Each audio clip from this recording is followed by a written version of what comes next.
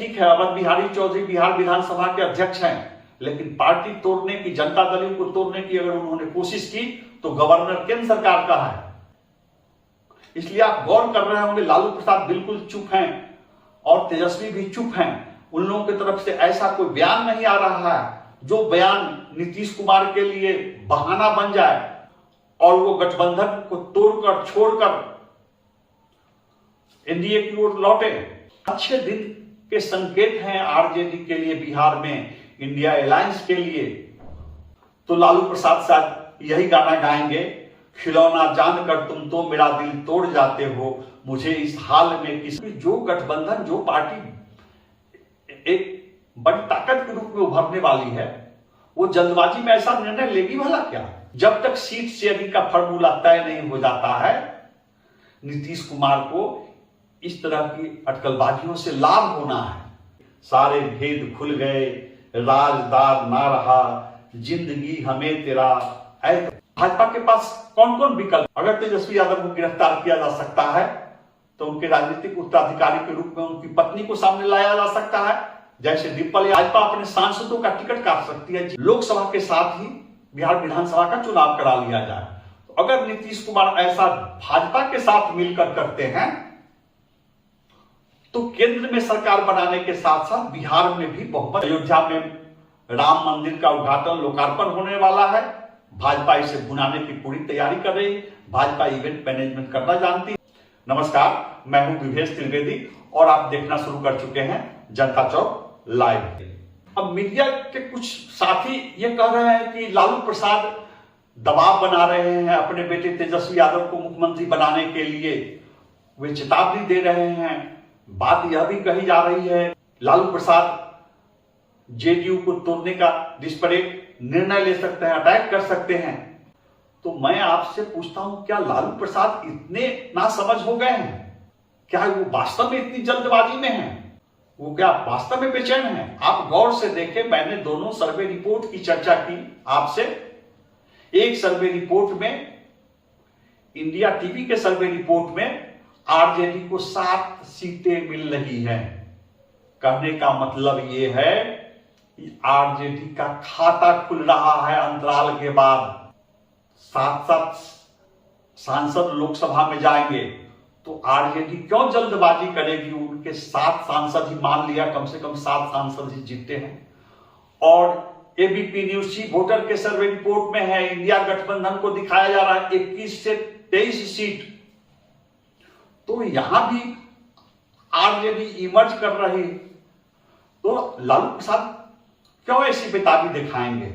आप इमेजिन कीजिए कि लालू प्रसाद की पार्टी 7 सांसद के साथ लोकसभा में पहुंच जाए, या इससे भी अधिक इंडिया गठबंधन 21 से 23 सीटों के साथ संसद में पहुंच जाए, तो बिहार में सबसे बड़ी पार्टी होने के कारण सबसे अधिक विधायकों की बदौलत लालू प्रसाद पावर के सेंटर बनेंगे।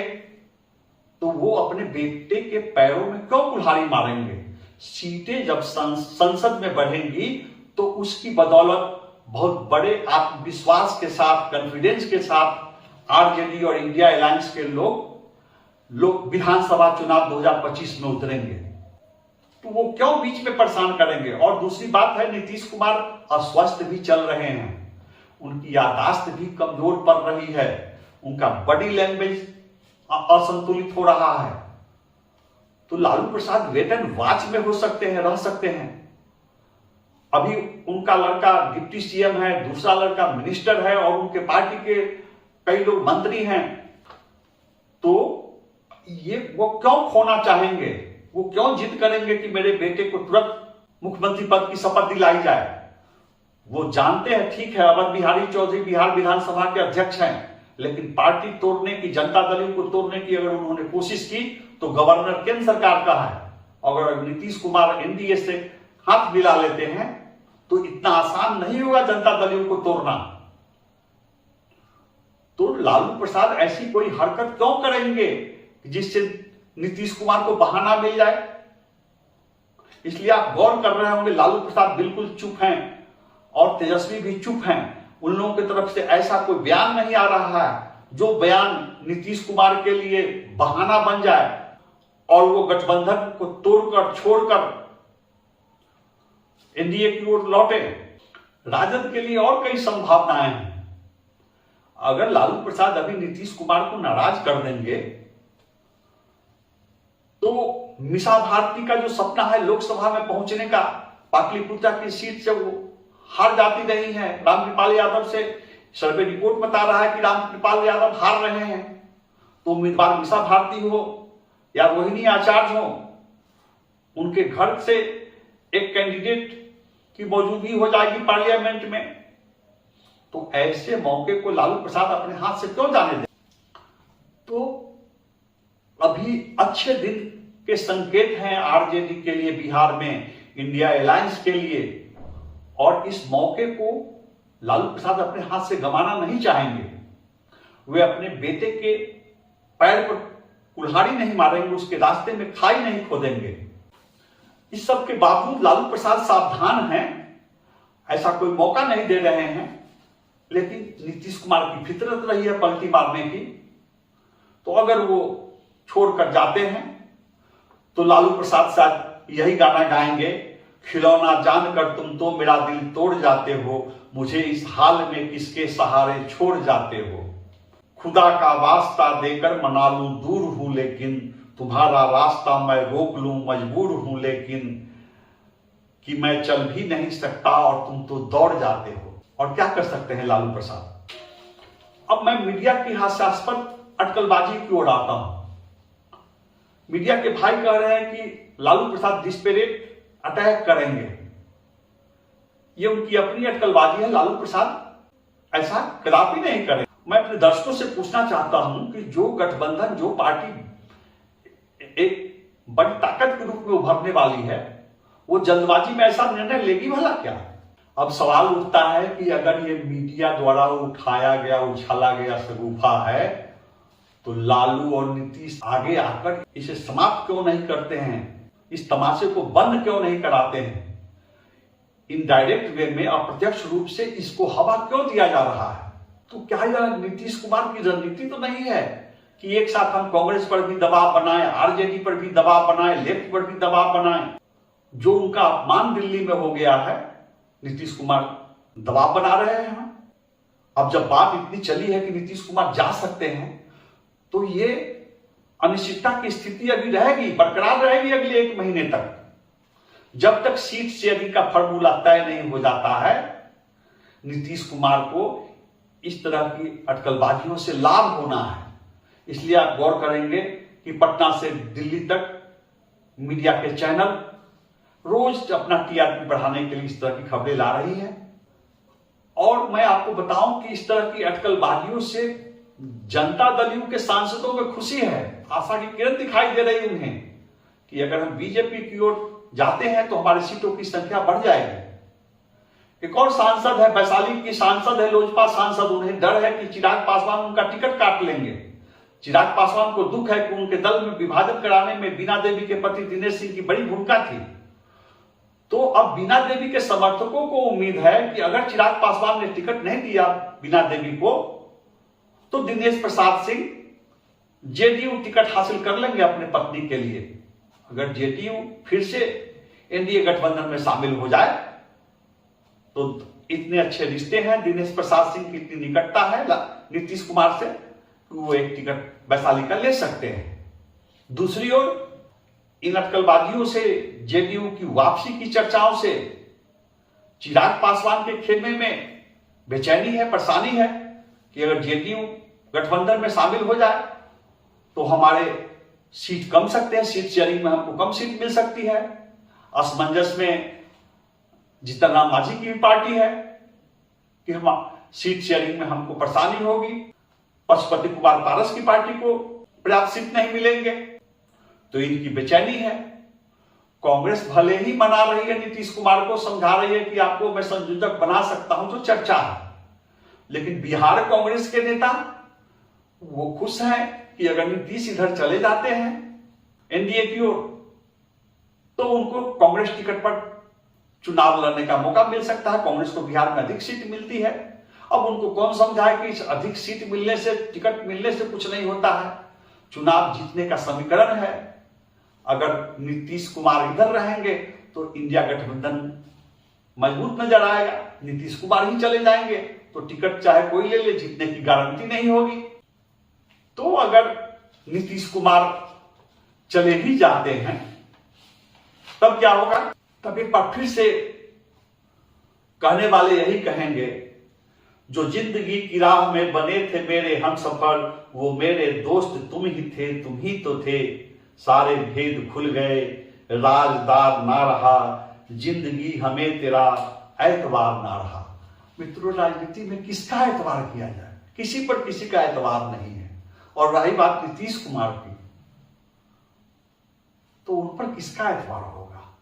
वो कब क्या कर बैठे? अब जरा आंकड़ों में समझ लीजिए, बिहार में लोकसभा चुनाव के जो परिणाम हुए हैं 2014 में और 2019 में और 24 की जो सर्वे रिपोर्ट है, इसको आंकड़ों में थोड़ा सा समझ लीजिए। स्क्रीन पर आपको दिखा रहा हूं मैं इस समय कि किसको कितनी सीटें मिली। जी हां, लोकसभा चुनाव 2014 की मैं बात कर रहा हूं।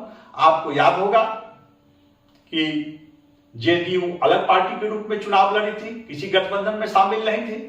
भाजपा को 22 सीटें मिली थी, लोजपा को 6 सीटें मिली थी और उपेंद्र कुशवाहा की पार्टी राष्ट्रीय लोक समता पार्टी को 3 सीटें मिली थी। कुल 31 सीटें एनडीए गठबंधन को प्राप्त हुई थी और आरजेडी को 4 सीटें मिली थी, कांग्रेस को 2 सीटें मिली थी, एनसीपी को 1 तारिक अनवर की सीट। तो यूपीए गठबंधन को बिहार में 7 सीटें मिली थी और जनता दल यू अकेले लड़कर 2 सीटों पर सिमट गई थी। यह था 2014 का परिणाम। अब आप 2019 का परिणाम देख लें। क्या एक बार फिर से जनता दल यू का एनडीए से अलायंस हो गया और 17 सीट पर जीत हुई किसकी? भाजपा की। 16 सीट पर जीत हुई जनता दल यू की। 6 सीटों पर जीत हुई लोजपा की। कुल 39 सीटों पर एनडीए की जीत हुई।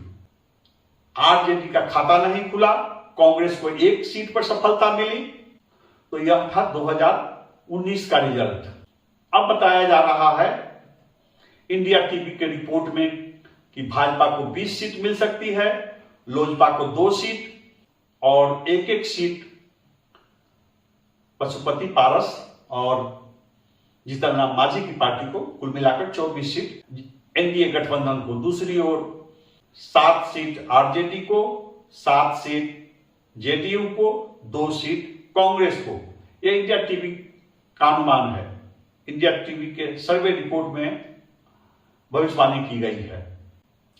और सी वोटर, एबीपी न्यूज सी वोटर की रिपोर्ट में 21 से 23 सीट इंडिया गठबंधन को दिया गया है और 16 से 18 सीट एनडीए को दिया गया है।